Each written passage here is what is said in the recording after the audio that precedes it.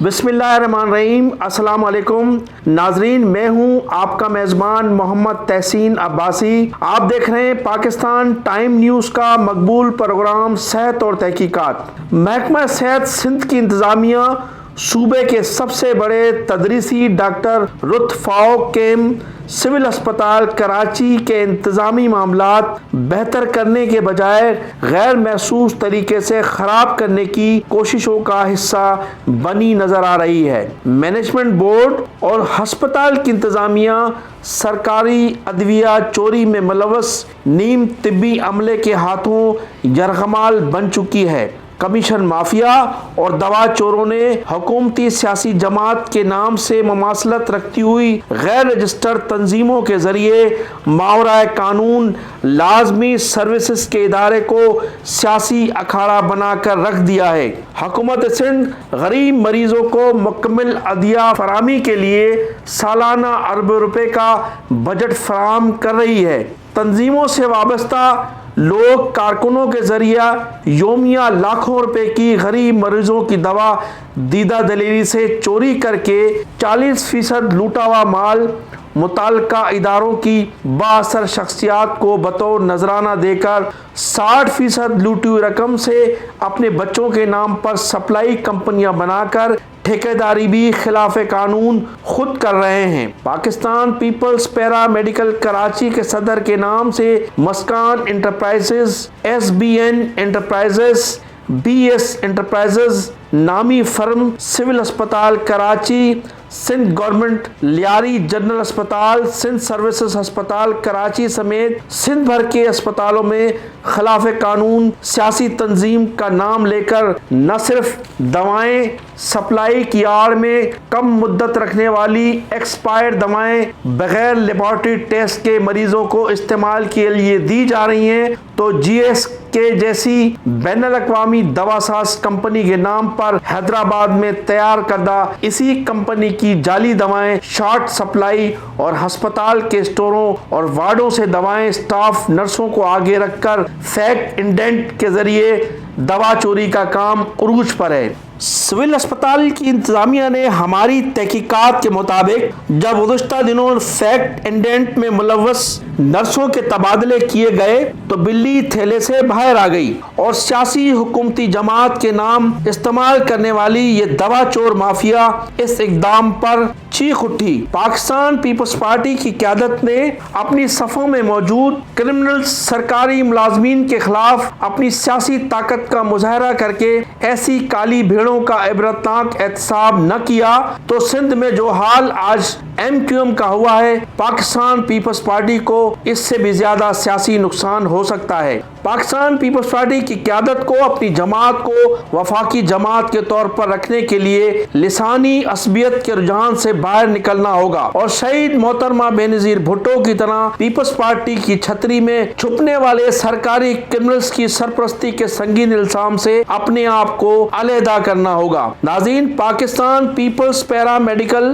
جس کے خود ساختہ صدر قیوم خان مروت ہیں، ان کا تعلق کوئلہ گودام لیاری کے علاقے سے تھا اور یہ ٹریلنگ کا کام ایک درزی کے پاس کیا کرتے تھے۔ عرفان اللہ خان مروت نے بحیثیت وزیر صحت سندھ قیوم مروت کو گریڈ 2 میں سول اسپتال میں بھرتی کروایا تھا۔ یہ آج سرکاری ملازم ہوتے ہوئے کئی نجی نرسنگ اسکولوں کے مالک کیسے بنے اور متعدد نرسنگ اسکولوں میں یہ شراکت داری کے لیے ان کے پاس کروڑ روپے کی دولت کلفٹن اور مولوی تمیز الدین روڈ پر واقع لگژری فلیٹس کے یہ کیسے مالک بنے؟ ان کے بھائی منم خان مروت میل نرس ہوتے ہوئے کس طرح سے بلدیہ ٹاؤن میں نجی نرسنگ اسکول کے مالک بنے اور قیوم خان مروت جو سول اسپتال میں سندھ میڈیکل فیکلٹی میں داخلوں کے عوض چند ہزار روپے سالانہ کماتے تھے اور مقبول چندہ کے ذریعے پیپلز پیرا میڈیکل کی تنظیم میں کارکن تھے۔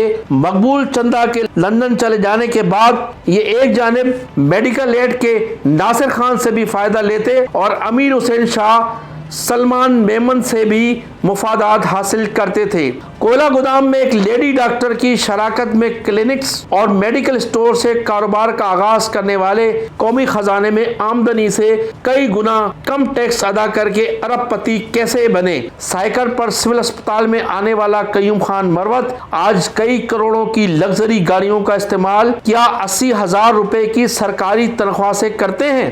ایسا نہیں ہے۔ راتوں رات ارب پتی بننے والے قیوم مروت اور ان کے بھائی منعم خان مروت سرکاری ملازمت بغیر حاضری لگائے ہوئے پوری تنخواہ وصول کرنے کے ساتھ کرتے ہیں۔ ان کا سرکاری اسٹور جہاں ان کی تقرری سپریم کورٹ کے حکم کے برعکس ہے، وہاں اپنا سیاسی دفتر اور سول اسپتال کے ملازمین کے سرکاری مکانوں کو کمرشل کر کے پکوان سینٹر، ڈرائی کلین کی دکان، بیت الخلاء کے استعمال کی رقم کے ذریعے لاکھوں روپے ماہانہ حضرت علام اور شاہزیب خان کے علاوہ وارڈ بوائے عبد الکریم سیکورٹی انچارج کے ذریعے ہسپتال کی سرکاری ڈیوٹی دیے بغیر یہ تنخواہ وصول کرنے والے ان لوگوں کی ایک جھلک ہے جو 24 گھنٹے کی پارکنگ سے روز موٹر سائیکل والوں سے 20 روپے فی کس کے حساب سے ہزاروں روپے کا بھتہ بٹورتے ہیں۔ صحافیوں کو ٹانگیں توڑنے اور وکیلوں کو سندھ بھر کے اسپتال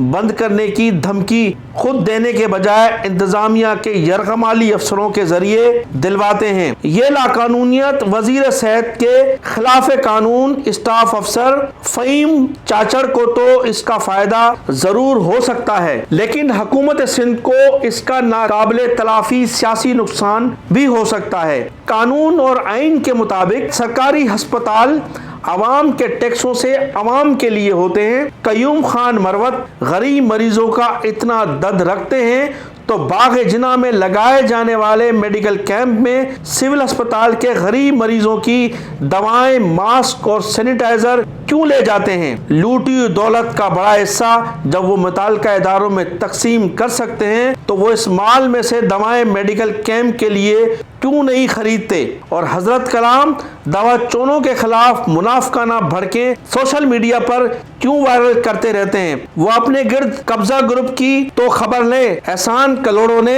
برگر کا ٹھیا ٹھیکے پر نہیں دیا ہوا، یہ سرکاری جگہ ہے۔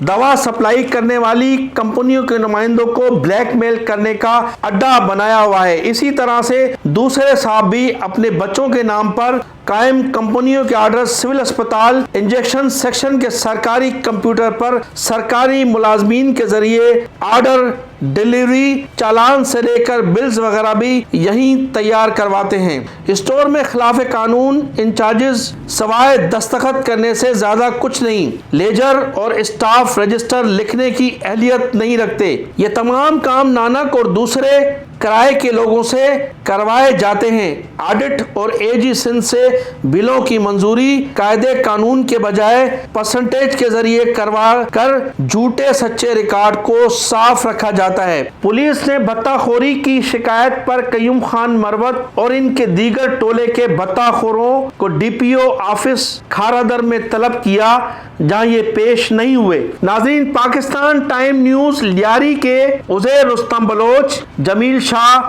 اقبال انصاری، مقصود بلوچ، لالا بابر خان، سول اسپتال کے لیاقت مستوئی جیسے حریت پسندوں کو سرخ سلام پیش کرتی ہے جو آج بھی صوبائی صدر سلیمان میمن کی قیادت میں کرپٹ ٹولے کے خلاف فولادی چٹان کی طرح کھڑے ہوئے ہیں۔ ناظرین، سندھ گورنمنٹ چلڈرن ہسپتال نارتھ کراچی کے جعلی اکاؤنٹنٹ سلیم کوٹی نے بھی خلاف قانون اپنے بیٹے کے نام پر کوالٹی انٹرپرائزز کے نام سے سندھ گورنمنٹ ہسپتال نیو کراچی میں مریضوں کی خوراک فراہمی کے علاوہ میڈیکل آکسیجن گیس سمیت دیگر کاموں کی ٹھیکیداری کر رہے ہیں، جبکہ قانون کے مطابق وہ اور ان کا بیٹا محکمے میں ٹھیکیداری نہیں کر سکتے ہیں۔ سلیم کوٹی پہلے اسٹیورڈ تھے، وہ ٹھیکیدار کیسے بنے اور ان کی لوٹ مار کا طریقہ واردات کیا ہے؟ اس سلسلے میں تحقیقاتی ٹیم کی ہوشربا رپورٹ جلد پیش خدمت ہوگی۔ وقت ختم ہوا،